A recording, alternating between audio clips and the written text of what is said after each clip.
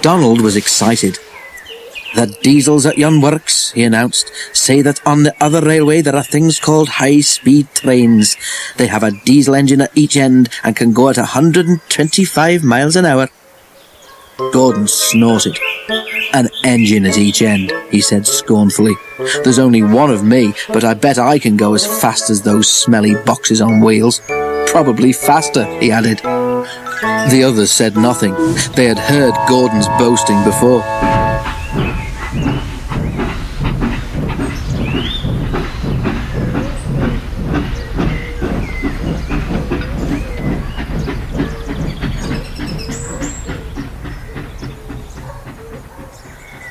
Gordon was still bragging the next morning. "Speed's nothing to me," he said. "Why, one of my Doncaster cousins went at 126 miles an hour. I'll show these diesels a thing or two, just you wait and see." He puffed grandly towards the station.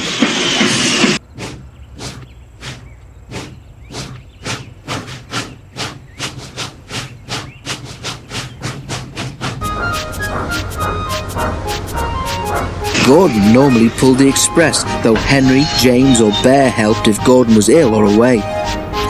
Many visitors came to see the Fat Controller's railway.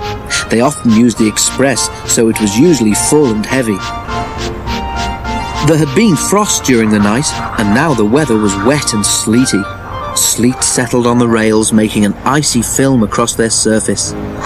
The carriages of the express stood under the cover of the station roof, but when Gordon was coupled to them, his cabin front end had to stand outside. He grew colder and colder as he waited for the guard to blow his whistle and wave his green flag. "Come on," he shivered impatiently. "Let's get started." At last Gordon heard the whistle. "Come on, come on, come on, come on, come on," he shouted as he tried to pull quickly away. But his wheels slipped on the icy rails. The sudden movement made water in his boiler surge forward, and Gordon's driver could not shut off steam. Gordon moved a yard and slithered to a standstill, held back by the heavy train. His wheels spun furiously, but neither Gordon nor his train budged an inch. "Help! Help!" wailed Gordon despairingly, but nobody could. His wheels spun until his rods ached, but he could do nothing to stop them. His driver tried every trick he knew. An inspector came and tried some more, but it was no good. The Fat Controller came to see what the fuss was about.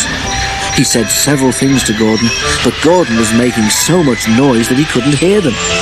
Sparks showered from the rails, but Gordon's wheels went on spinning.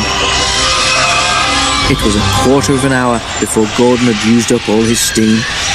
Reduced pressure allowed the driver to close the regulator, and with a deep sigh of relief, Gordon felt his wheels stop turning.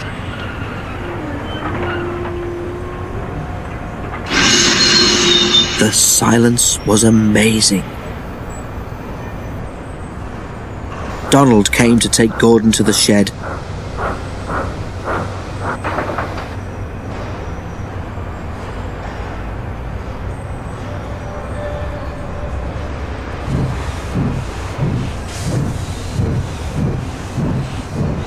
And Henry came to pull the express.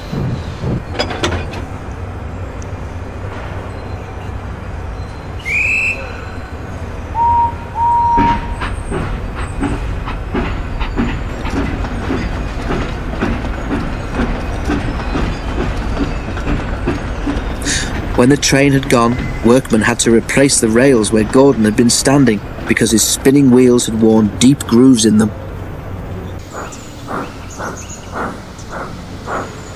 The shed was empty. Donald tactfully remembered another job and left Gordon on his own.